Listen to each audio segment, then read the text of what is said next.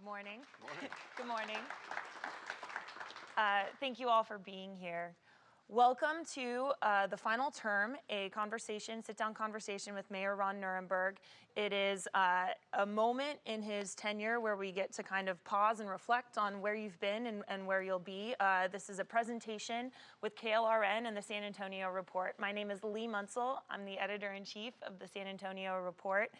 We are joined today by a live studio audience as well as virtually online. So we're going to get moving, but please first join me in welcoming Mayor Ron Nirenberg for this conversation.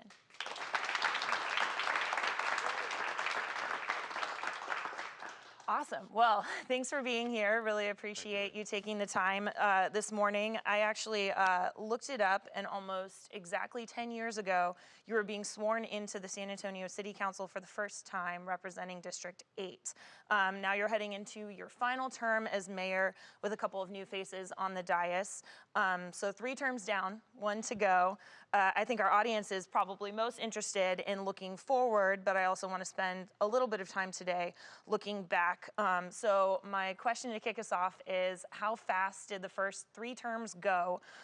When you came into the mayor's seat in 2017, your emphasis at the time was on public transportation needs, along with the need for a mayor to represent the entire city. Do you feel like you've accomplished what you set out to do in your first 3 terms? Well, thank you very much for having me, Lee, and to KLRN and the San Antonio Report. Really appreciate the opportunity to have a discussion about the last few years of city government. I would say that anyone who says that 6 years, mission accomplished, I think doesn't quite capture the nature of local government. The truth of the matter is this is a 300-plus-year-old city. The challenges that we have to work on and that we've committed ourselves to are fundamental. Things like economic mobility, which has been a common thread line of my time in office, are generational in nature. And so, my work and my focus is to make sure that we're making the fundamental decisions necessary and that we take the ball as far down the field as possible, because the truth of the matter is these efforts must continue long after I'm gone in order to make the impacts necessary to make San Antonio what I believe it can be and should be, which is one of the best cities in America. Yeah. Obviously, no one could have anticipated or predicted how much the COVID-19 pandemic was going to change all of our lives over the past couple of years. In San Antonio, which had just come off a decade of downtown, in time to be walloped by business closures and an exodus of downtown office workers, the pandemic's timing had dramatic effects that are still ongoing. Yeah. So how much did the pandemic upend the city's plans since 2020? How have you had to prioritize? Well, it's almost as if my time in the mayor's office has been in 3 phases: pre-pandemic, pandemic, and now, we call it post-pandemic, although we're still living in the long tail of the COVID era. I would say that the COVID pandemic itself was extremely disruptive. I mean, look at the challenges faced by everyday Americans and certainly families here in San Antonio, and one of the stories of that impact is that those who were on the margins, those who had stressors already, those stressors were exacerbated. And I continually see the image of William Luther, a photographer who took the image of our food bank lines that had doubled overnight, families in San Antonio who are now literally overnight relying on the food bank to put food on the table as a result of this disruption. That was an image of how fragile the American economy was, certainly exemplified here in San Antonio. And so that is the work that we began to focus on writ large in the country, although San Antonio's story has been told through this lens for a long time. In my first budget in office, we created the equity lens to start shifting the way we allocated resources to address this very issue. So, it was disruptive, but I think positive to come out of this is that the pandemic itself was a catalyst for transformative change. And while we sort of had the seeds of that change planted, the foundational changes that needed to occur in our San Antonio economy, the fact that we now have partnership at the federal level and sometimes even at the state level to make these shifts, to strengthen our community through economic mobility, through transformative infrastructure investment. That is now how we can look at the pandemic as not just being disruptive, but catalyzing opportunity. Can you, that was interesting, the way you framed that. Can you give an example of a state partnership that's working? Well, sure I can. And you know, we just lived through the 88th, and so, you know, want to give a bit of deference to the fact that that is also a robust discussion that happens in Austin. Unfortunately, we still live under one-party control, and regardless of whether that one party is yours or not, one-party control deadens the conversation and ultimately is not good for anybody. So with respect to, you know, state partnership, I'll tell you that we made it through the pandemic in part because of state partnership. We had assistance in opening up our vaccination facilities in response to the need for distribution of PPE. We had our state partners at the table. You know, in the early days of the pandemic, Governor Abbott and myself and the judge were at the same table planning in concert the response to the pandemic. We saw all across the country, not just here in the state, the politics of partisanship rear their head. And unfortunately, public health has taken a backseat to the advancement of people's political agendas and scoring points. The pandemic and people's lives were lost because of it. But, you know, there is good that happens at the state, and, you know, we need to uplift that, and we need to celebrate it when it occurs, and of course, we have to work through the challenges when it doesn't. Great, yeah, thank you. I want to go back to downtown a little bit, and it seems that some of the vacancy issues we're seeing in office space has maybe not compounded safety concerns, but at least has added visibility to our city's issues with homelessness. And so I want to talk a little bit about what the experience is of someone who comes to San Antonio as a tourist or a local who wants to go downtown, and what do you want to see change about that experience right now?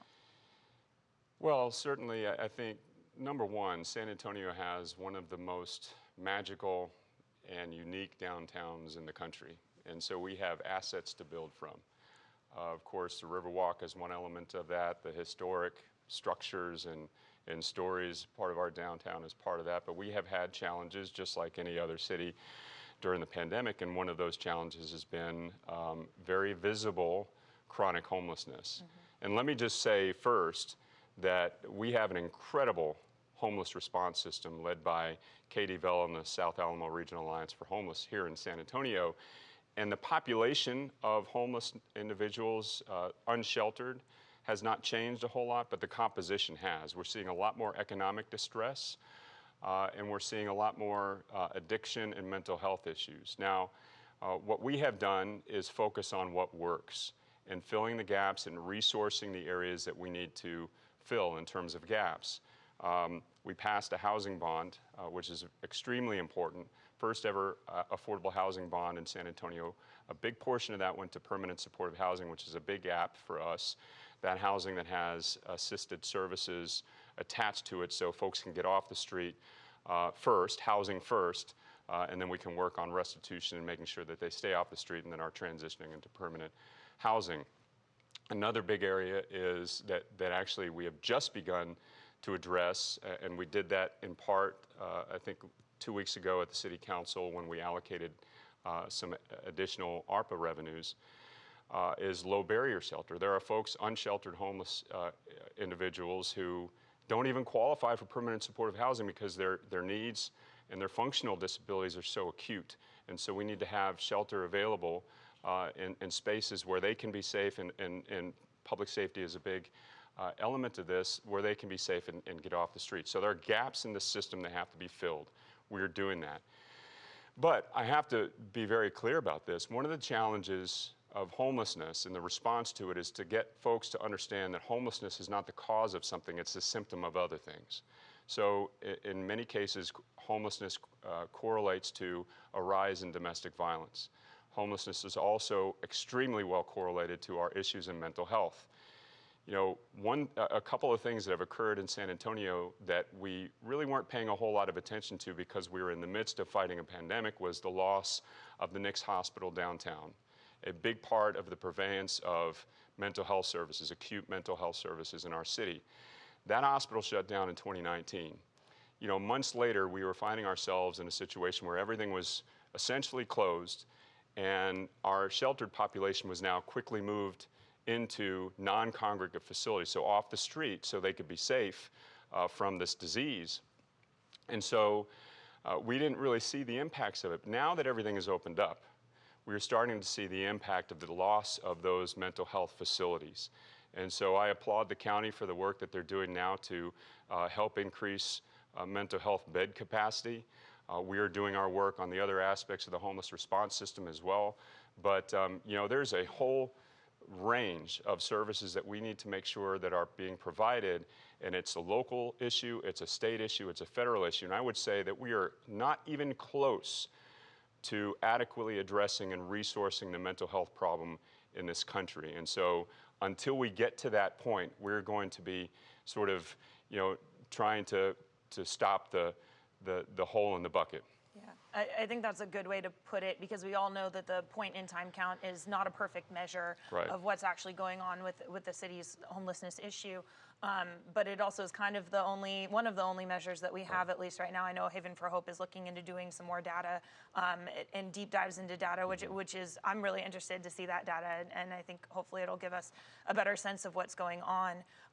But maybe, I guess the question is, San Antonio has poured a lot of money into homelessness response over the past several years, and even before that. Obviously, the pandemic was a big factor in kind of the life cycle of this issue, but do we need to wait and see when those effects are going to happen in terms of starting to move the needle on homelessness? I don't think we need to wait, because I believe, and I think you'll hear this from our homeless response system providers, that even with the augmented resources that we're providing, it's still not going to be enough. And so we're still going to be sort of chasing a bit on the issue. I will say that San Antonio has taken an all-of-the-above approach. Some cities, have eschewed the shelter model that Haven for Hope was lauded for nationally, and we still have delegations come to San Antonio to study Haven for Hope. It's one important part of the solution. The housing first elements are also important, though, so we've taken an all-of-the-above approach. Let's have everything in the toolbox available to tackle this issue. But I will say also, as challenging as it is, anyone who has been outside of San Antonio to look at what other cities are facing has come back to San Antonio to say, well, I'm glad we're in San Antonio. And that's not to rest on our laurels. It is to say, though, that we've got a model, we've got the property resource, and we've got to stay focused on it. San Antonio, just like I signed on to the House America initiative from the White House in mid-2021. It was a commitment to rehouse as many households. We set a goal of 1,500 households by the end of 22. We hit our goal by October, and we've far exceeded that now. But we hit our goal in October. We were the first city in the country to hit it.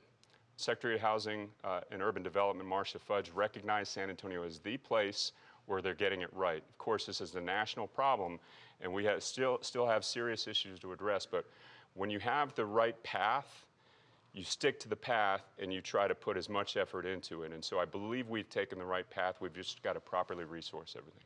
Okay. I was going to ask about downtown on this, but I think I'd rather broaden it out to the whole city.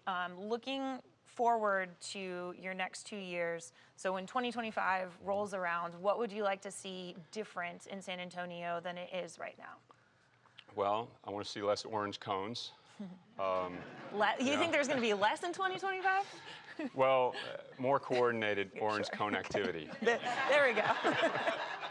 We've had some challenges, and some of those are supply and labor disruptions, but we need to get more efficient and effective in scheduling of construction projects. And the city manager and I have talked about that quite a lot, and he's focused on that. Yeah, there's going to be some big projects going on, but there's several things that I want to see happening in San Antonio at the time. Of course, we're going to be knee-deep in the terminal construction calling it Terminal Alpha right now because we don't have a name for it, but it's going to be the modern airport facility that the city has deserved for at least 40 years. ART, Advanced Rapid Transit, which is legitimate mass transit for San Antonio, first time ever, is going to be underway with construction, our north-south line. I also am hoping to see us very close to beginning construction on the east-west as well, so the backbone of our advanced rapid transit system will be underway. But, you know, I would say, Lee, the most important fundamental things that I want to see different in San Antonio by the time I'm leaving is the momentum that has been created around economic mobility. Believe it or not, the Brookings Institute measures socioeconomic disparity, which we know San Antonio, unfortunately, this has been a plague. I mean, socioeconomic disparity, generational poverty. We have made a concerted effort to provide pathways to education and career development through training. We need to stick to that. That's really important. The other leg of that stool, of course, is housing. And we've talked a lot about the housing development. We can talk more about the other aspects beyond homelessness. Third leg of that stool is transportation. So this whole notion of equity is to ensure that we are creating economic mobility in our city, the anchor that's been around this city for so long. And you remember in 1968, neither one of us were born, but in 1968, there was a documentary created called Hunger in America. San Antonio was the poster child of that kind of urban poverty. Mm-hmm. Flash forward to 2020, we saw the images of the pandemic shown through San Antonio's lens. Nothing has changed. We have to change that if we're going to be a city where everyone can thrive, and that's the work we've been dedicated to doing. And so, as I see it, what I want to ensure is that we are continuing to see that momentum built on economic mobility. And I started by saying the Brookings Institute tracks this. From the period 2007 to 11 to the period 2017 to 21, we were number one in closing the socioeconomic disparity gap in the country. Mm-hmm. And so we are on the right track. We've got to continue to focus on creating opportunity for folks, economic mobility, and that is the key to long-term success and economic prosperity for the city. I am confident that we are getting there, and that's what I want to see continue as I leave office. Yeah, and where do you think that could get to by 2025? Like, is there a goal that you've set for yourself in terms of trying to close the gaps on poverty? Well, there's a lot of ways of looking at that. We're going to be sort of in the third quarter of our housing effort. I want to see us hit our goals on housing. The Ready to Work program, along with our other workforce development efforts, but specifically Ready to Work, is now starting to gain momentum. We've got 3,000 plus folks enrolled. We're beginning to see many of them finish and being placed into jobs. We've got to continue that effort. For the last 6 years, in 2016, during the economic boom here in San Antonio, our median income dropped. For the last 6 years, including the pandemic, we've seen median income rise in San Antonio. I want to see that continue. That ultimately is going to create the generational opportunity, the familial wealth that we've lacked in our city. I would say another effort that I would like to see, and this can be tracked in numbers, is the participation of small minority and women-owned businesses in the big procurement opportunities that are happening here. That's a small measure, but think about it this way. Over the next 10 years, there's going to be $9 billion of public dollars, federal, state, and local, contracted here in San Antonio. If we can get more local businesses participating in those contracting opportunities, that's dollars that'll stay in San Antonio. Those are dollars that are going to fund somebody's education. Those are dollars that are going to pay somebody's mortgage here in San Antonio and create familial, generational wealth that we have been lacking. Do you feel like you've put a process in place so that local businesses can be eligible as much as possible for those contracts? Yes. Okay. We're getting even better.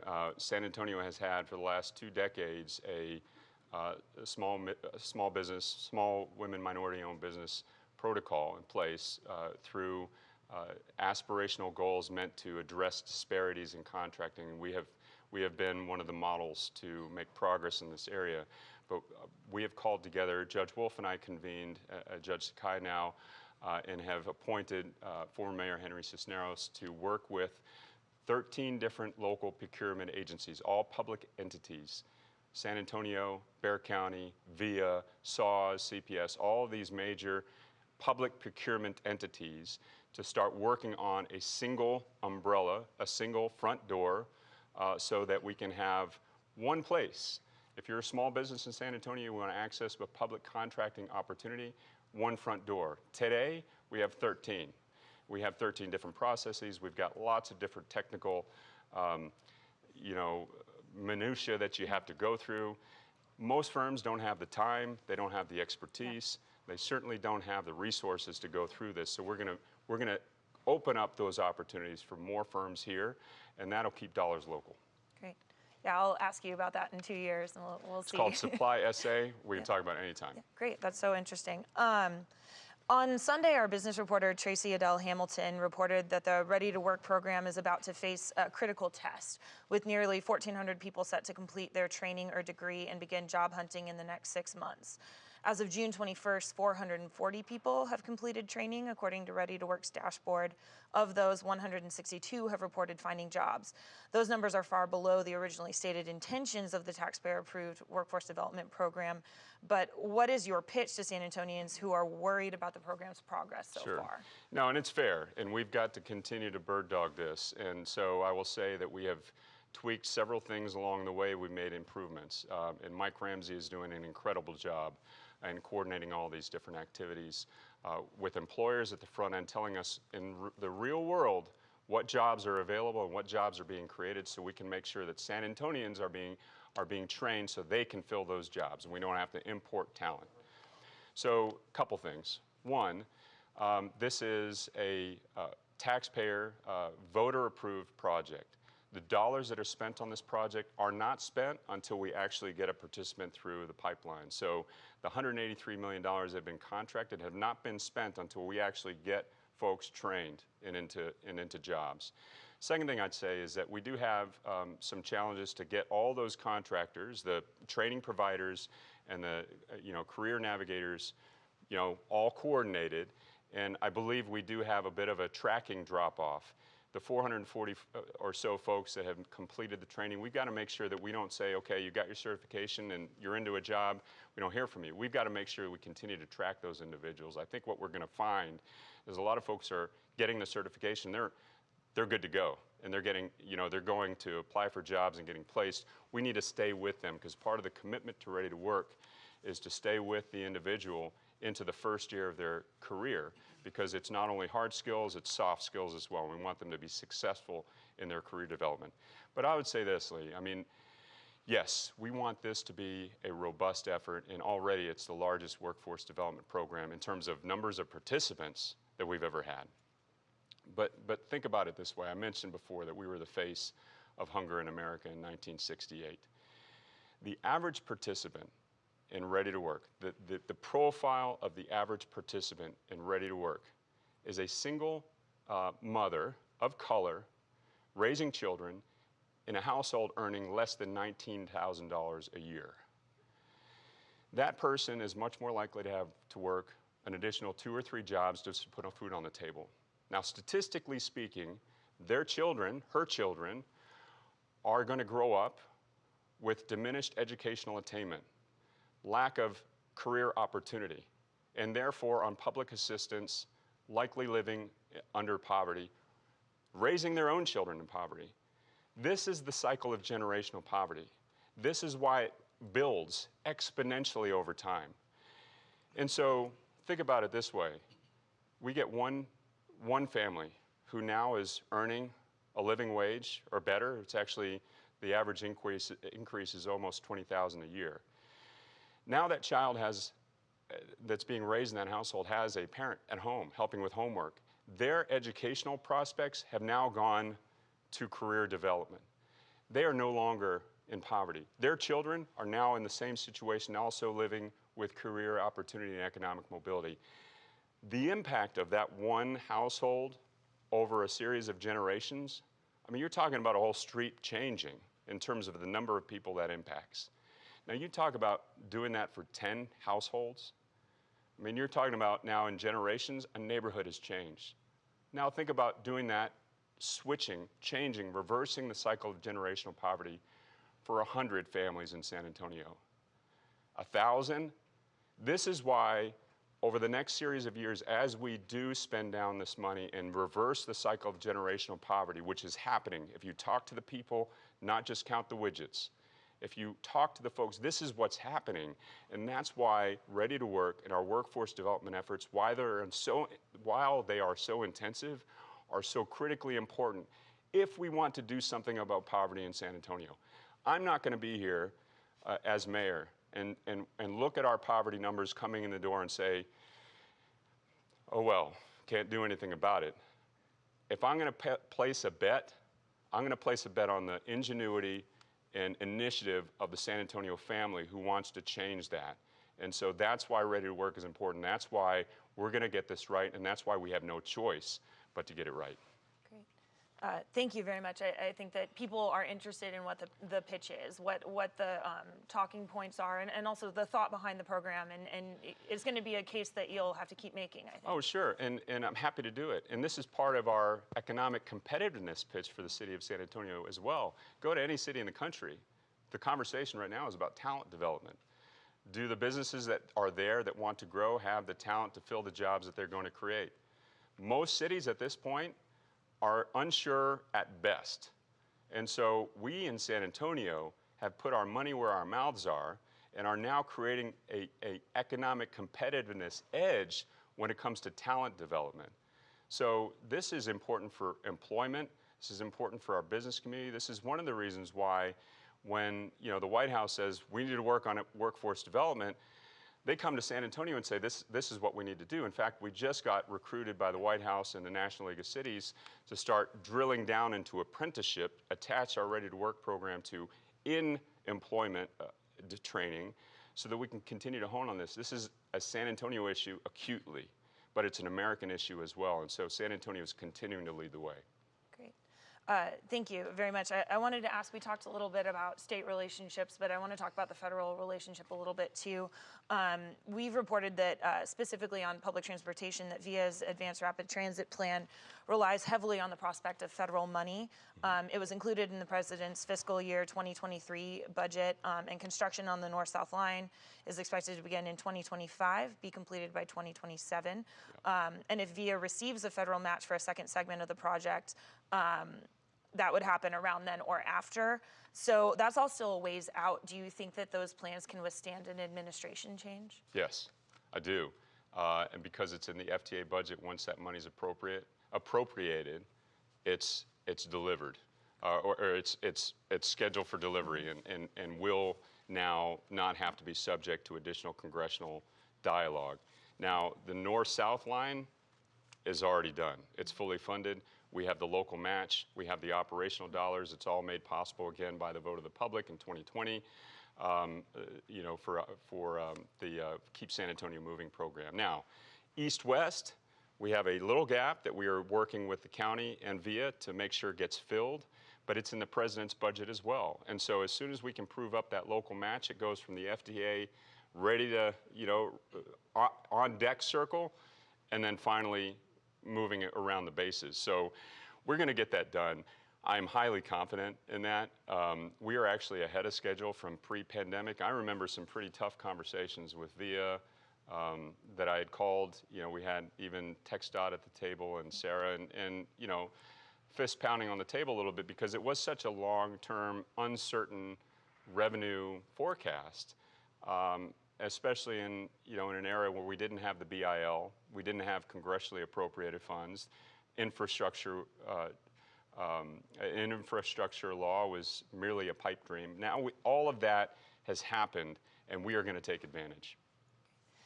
Thanks for that. Last year on the City Council, you oversaw the censure of 2 colleagues, Clayton Perry and Mario Bravo, and accepted the resignation of a longtime colleague, Anna Sandoval, who accepted a higher paying job at University Health. From your perspective, what are the lessons learned from the censure votes? And are there any changes being put in place to avoid the behavior issues that led to those votes of no confidence? You know, I think a couple lessons that have been learned with regard to censure is that the City Council doesn't have the authority to hire or fire. Only the voters of San Antonio do that. And so the censure was one way we could demonstrate that certain behavior was not becoming of a public official, that we can expect more. And so we've had a lot of conversations, internal conversations about conduct and what we expect from one another, but you know, it ebbs and flows over the years. I would say that voters ultimately have to make the determination of what they expect from elected officials, but I was very proud of the fact that we acted swiftly in each of those, or both of those cases, in terms of saying that these are things that aren't appropriate, and you should expect more from elected officials. Got it. Speaking to former Councilwoman Sandoval's, her stated intention or reason behind the fact that she switched off the council was because of the low pay. Sometimes in a mayor's last term, it's a rare opportunity to take a look at council pay, mayor pay, city manager pay. What's your plan on those counts? Yeah, well, and I will say that I'm the first mayor to serve 4 terms in quite a while, and so I've seen a lot of permutations of charter changes over the last few years. So I will be calling together a charter review commission, which is part of an ordinance that was created for this very purpose, probably after the budget, to have that public dialogue, and we'll go from there. There's a lot of things that have been discussed, including possibly increasing the number of terms, increasing the number of districts. Yeah, don't want that headline. Just in time for you. Yeah, sorry. Definitely not that. Certainly wouldn't pass the household test on that one. So increasing the number of districts, we did do a redistricting process for the council. I've talked about an independent ethics authority for the city, which I think would be appropriate, but ultimately this is the domain of the City Charter Commission, a Charter Review Commission, and they'll be discussing those things. I will say, just in my perspective, I came in when there was no council pay. It was very challenging, and thankfully we have 2 household earners. It was very challenging. That change to now have an actual council salary has allowed a lot of folks to access this job that weren't before. And so that's an important discussion. You know, if it's 50 years until we change that again, we're going to close the door again on a lot of folks who are willing to serve this community and not able to.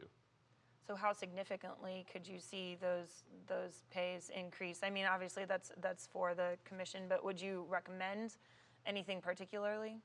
So that'll all be discussed. I'm not taking positions right now just because, again, the council has to authorize the Charter Review Commission. We'll put that together. But certainly as the discussions unfold, I'll make my feelings known. This is a very important process. It's not taken lightly. There are contours of the city charter that I think need to be reviewed, and that'll be happening shortly, again, probably after the budget is put to bed. Great. I have some questions I just want to hit pretty quick, and you can kind of rattle off a couple examples or however you want to take them, though. But I just want to ask, what have you not accomplished so far in office that you'd like to see happen before your term's complete? Stay tuned. Okay. How soon? Well, it's 2 years, but no, I would say that the things that we're doing right now that are transformative, I want to make sure get done. When I came into office, the big infrastructure conversation was transportation, and so the mass transit plan is significant. It's extremely important. We've got to do that. The other aspect of that, of course, is the airport. We needed a housing plan. We are now, going into, I believe, year 4 of the housing strategy. Prior to me coming into office, all this was laid clear after the SA Tomorrow plan was put together. One of the aspects that we have not gotten done, I think, well enough is having those two things talk to each other. The planning effort in the city of San Antonio is important, and right now we're still seeing a cycle of sprawl continue. And that's challenging all aspects of infrastructure and services. And so we're going through a growth management discussion right now so it can inform decisions at CPS and SAWS and at the city. But largely the work that's in place right now, we need to continue to keep moving. And then there's some important and exciting developments that will be underway shortly. Okay. How are you prioritizing what to tackle first over the next 2 years? You don't get to. Everything goes at the same time. Oh. Like I said, all those big things, those are major initiatives. One that we have not talked about, though, is public safety. Yeah. And, public safety is an issue that has ebbed and flowed over the years, and we are seeing that happen in all the other cities around the country. I do believe San Antonio is doing the right thing. We're having a sober analysis based on data and how we can augment our policing services, but also make it more robust in terms of comprehensive public safety discussions. We have our SA core teams with regard to mental health, and we've got to make sure that we're also addressing upstream issues on public safety, and that's the work that we're going to be doing with UTSA, dealing with infrastructure and services related to youth and youth empowerment. Yeah, public safety and crime, I think, were probably the most commonly raised topics of conversation during the municipal elections this year. It's certainly on a lot of voters' minds. One of the things that you have talked about on the city side is the possibility of adding new police officers over the next 3 to 5 years. And as part of that discussion, you actually suggested that the city's policy of keeping public safety spending below 66% of the general fund is perhaps not a useful number anymore. Is that still something you believe? So this is the reason why I said it. When we were in the midst of our impasse in the collective bargaining cycle two contracts ago, we had public safety expenses, mainly related to benefits, rising 2.5 times faster than city revenues. That's unsustainable. That's why it was a significant concern in this community that we address that issue. And that's why it was so challenging, but we finally got it done. At this point, and I will tell you, that's why people say it was crowding out other aspects of services, because as we had to allocate additional resources to address the rise in costs over there, we couldn't invest those other revenues in basic services like infrastructure. In fact, when I got to council, we were our infrastructure maintenance budget, our streets maintenance budget, was $34 million a year. Today, it's 110. So we were crowding out other funds.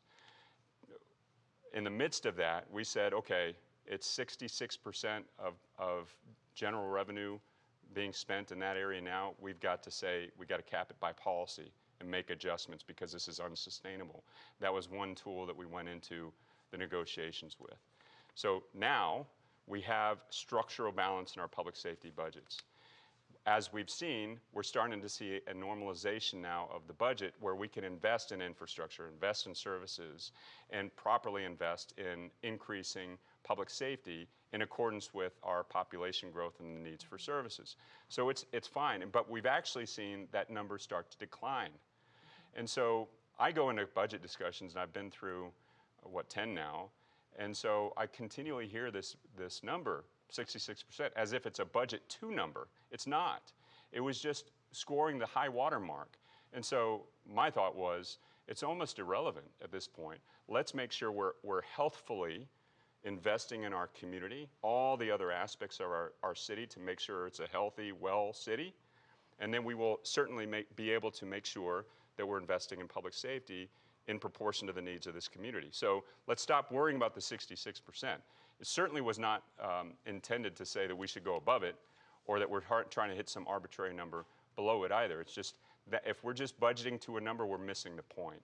And so my suggestion now is we have to do what I said we were going to do when I came into office in 2017. We've got to increase the personnel in the police department. That was one of the things that I promised that we would do, and we have increased it over the years. But as a result of some analysis that we've had done by UTSA in our desire to switch from 60-40 reactive, proactive policing to 40-60, we're going to now add some additional resources, significant resources in our patrol division that will also help with, issues related to the stressors involved with the job. So we're going to continue to go through that, and I do fully support that. Great. This is just, we've had a couple fun Sorry, that weeks. wasn't a short answer. No, it's a good one. I just was trying to decide whether to drill down on that because there's so much more to ask there, but I don't know that there's anything specific that we need to delve into right this second on it, but I'll follow up if I have any questions. I wanted to ask you, because it's been a fun couple weeks in San Antonio, obviously tourism is a huge piece of what makes San Antonio's economy tick, and now the San Antonio Spurs are more closely aligned with Bexar County in terms of oversight and governmental responsibility. It's not exactly your space all the time, but I do have to ask you about Wemby. Things are looking up. Well, how would you estimate the economic impact of a #1 NBA draft pick? Does the city have any plans to capitalize on the excitement surrounding this moment for the Spurs? It's almost incalculable, and we have proof of performance in that when Tim was drafted and when David was drafted. So, the economic impact, I think we'll understand over time, and certainly that is a direct benefit to the Spurs, but when the Spurs succeed, we succeed. And there's going to be a ton of indirect benefit. One of the things I'm looking forward to is all of a sudden, the sports world and the world generally following the sports world has been sleeping on our city, not really paying close attention. All of a sudden, we're the center of the sports universe now. People are going to start to get to know our city again. And meanwhile, we've been making all these important investments and moves, improving our city in so dramatic ways. I'm excited for people to get to know San Antonio again. So I'm very excited. I think capitalize on it is probably the wrong way to look at it. It's more we are going to mutually benefit from this, and I think our moment is now. Like all the stars are aligned. And I said at the beginning, I remember being on one of the radio shows, and we were speculating about this draft pick, and I said, look, we know the Spurs are rebuilding. Just go out there and play your hardest. Don't throw games. We just want the basketball gods to be pleased with us. And I love what Peter Holt said. Good things happen to good people. It's exactly what happened. And we are all going to benefit from this, believe me, and look forward in the next 20 years. Okay. It's a little early for this question, but I'm going to ask it anyway. What do you want your legacy, the Nirenberg legacy, to be in San Antonio? I let other people worry about that. Worry about the legacy thing. I never set out to be in politics. My dream job is still to be, or was, and maybe still is, to be the beat writer for the Boston Red Sox. I'm a big baseball fan. But I got into this because my wife and I started a family, and I really started to get interested. I had some background in municipal policy research. I was at the Annenberg Public Policy Center for a number of years. But I was interested in people falling in love with the city, which I experienced, and what the future of the city held. And I wanted to do everything I could to be, to pour myself into making that future great. And that's what I've done. So that's what I've been working on. And I do believe that this city over the last, 4 or 5 years has been through an inflection point. My favorite quote is a quote about the arc of the moral universe. It's long, but it bends towards justice, and I've always been interested in those who do the bending. And, there's a lot of people in this city that qualify for that. And if I can be one of those, that's what I want that's what I want to do. And in my view, the issues related to poverty and economic mobility are the most profound, and that's what I've spent my time doing. Okay. If you had to give yourself a letter grade for your performance in office so far, what would it be? I'm going to steal the quote from Phil Hardberger on that one and say I. It's incomplete. Okay. That's fine. Thank you, Phil. Thank you. That's a good answer. I have to ask, and I'm going to actually really push you for an answer. We know you're focused on the needs of San Antonio right now for one more term, so I'll just take that answer off the table. Don't give me that one. But you have to put some thought into where your political career might take you next. For example, the experience that comes with Blue City, red state public service has plenty of value in Washington, as the Castros, Henry Cisneros, Ray Saldana, and others have shown. What sort of next step role do you think would be a good fit for you after you finish your time as mayor? I really don't think about that stuff.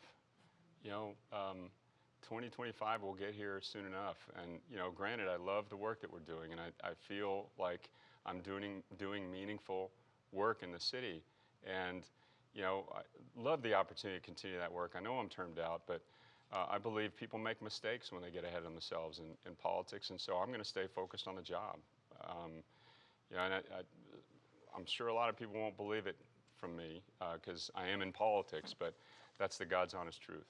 Great. One other thing I wanted to talk about, which we didn't talk about at the beginning of today, but today is actually the one-year anniversary of the deaths of 53 migrants in the sweltering heat in an 18-wheeler found on the south side, which is considered to be the deadliest human smuggling event in U.S. history. Obviously, San Antonio doesn't set federal immigration policy, but we're affected by it and have to respond to it.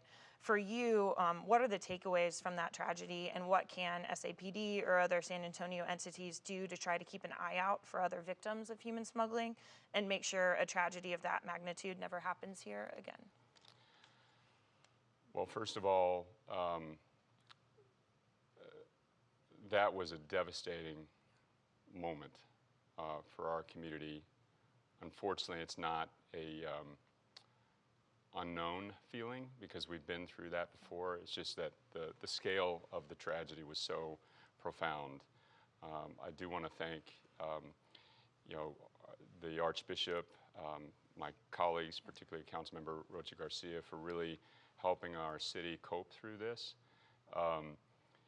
You know, a lot of takeaways from that. First, the people that passed away were people. You know, they had families. Their families were, in many cases, wondering, you know, when they were going to get the call that they had made it.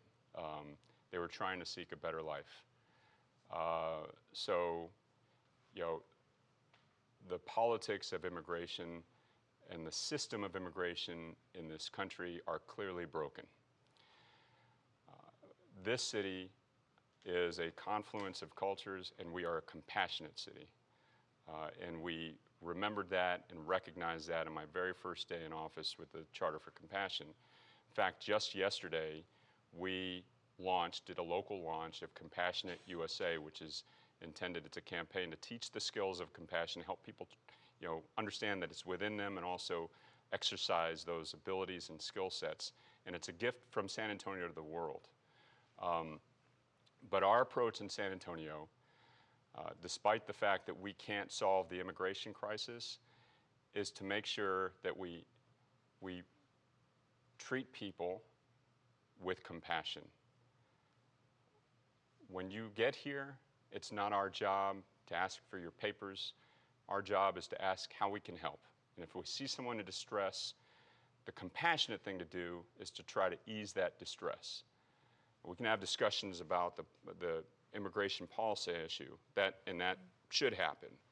But our job is to make sure where there is humanitarian need in our community, we work with the community to address it. And I want to thank the faith community, obviously, Catholic Charities, Raices, a lot of different organizations and individuals help and support. Now, there is policy decision baked into what we do locally, and the Migrant Resource Center was open. I will say I'm very proud of that, because that is a compassionate response to the immigration challenge that we experienced locally. That itself is not going to fix immigration. Unfortunately, that is the byproduct of the system, but it's a local solution that allows us to treat people with humanitarianly or compassionately, and it also minimizes the disruption that would occur if we didn't have it. I mean, again, asylum seekers are coming here. They're getting dropped off here. They're on their way to be with their sponsor families or wherever their hearing is going to be, but they're here. And so if our approach is hands off, there's going to be disruption. And there has been prior to us opening the Migrant Resource Center. And prior to that, we had the model with the bus depot downtown. We had that was a solution to the disruption. But this is how we can be compassionate towards others, and we'll again advocate for the solutions in policy. We wrote this week about a group of Southside resident volunteers who are maintaining a makeshift memorial along Quintana Road where the truck was found. The city's Office of Cultural Affairs is expected to have an update in August on a proposed price and timeline for a permanent memorial project. Yeah. Is that something you want to see happen before you leave office? I do, yeah, and I'll fully support it. The scale of that tragedy was, almost unfathomable. And it happened here in our city, and for a moment in time, they were in San Antonio under our sky. And to remember them and to honor the tragedy, to honor their lives in the midst of that tragedy, I think is important. And again, we're all one human family. The fact that they may have originated somewhere else is immaterial to the fact that the tragedy occurred here. Yeah. Thank you for that answer. I think that's something that a lot of citizens care about and want to see movements on. Last thing I want to ask, the city is growing, the county is growing. It's inevitable that growth, even beyond what we've seen already in San Antonio, is coming for San Antonio. You kind of talked earlier about San Antonio having a moment. How do you anticipate managing growth over the next 2 years? It'll be a challenge, and a lot of people say, stop asking them to come here. It's not really that we're doing that. It's just we're building a great city. People want to be part of it, and businesses are growing, and there's opportunity here, so people will come. And how we manage that is very important. I mentioned, we have some, in some cases we have one, if not two hands tied behind our back in terms of how we can plan and manage that growth, but investment in infrastructure is extremely important. We've got to recognize, though, that we can't simply build our way out of the challenges of growth, and I'm speaking specifically about transportation. We've got to develop alternative modes of transportation, and we've got to protect green space. If we do it right, green space becomes modes of transportation. We've seen that with the Creekway Trail system. We've also got to make sure that we are accelerating our housing plan, and the way we can accelerate it beyond resources, that we can really drill down into the policies that we have that in some cases cost time and money or prevent people from being eligible for accessing the resources that we do have to preserve and produce housing. That's another area. Then it's the human element. I'm telling you, Lee, we've got to stay focused on making sure that people have access to education, because when people get here, they're not bringing their jobs. In some cases, we have businesses create jobs here, and put jobs here, but we're getting an influx of people. So we've got to make sure we stay laser focused on the housing cost burden in San Antonio. And there are two elements of that: cost of housing, cost of living, but also the wages that people are making. If we simply attack one side of that or the other, we're going to fall behind. We are doing both, and that's required. But we've got to stay focused on making sure that people can afford to live here, cost of living, as we invest in the other elements. And then, quality of life is a big part of that, and those are the big developments that we're talking about and some of the amenities that you've seen develop. Great. Well, we're almost done. Is there anything else we didn't get to talk about today that you want to make sure you can talk directly to the citizens on? I think we covered a lot. Really I do want to say thank you to my wife and my son for tolerating this life for the last 10 years. We've tracked my time in office two ways, my hair and my son's height. And he was 3 years old when I started, just about, and now he's a 15-year-old I couldn't be more proud of. And so I love them both, and I wouldn't be able to do it without them. Great. Well, thank you so much for joining us, everyone. Let's thank the mayor for being here and for this conversation. Thank you. Thank you, Lynn. Thank you.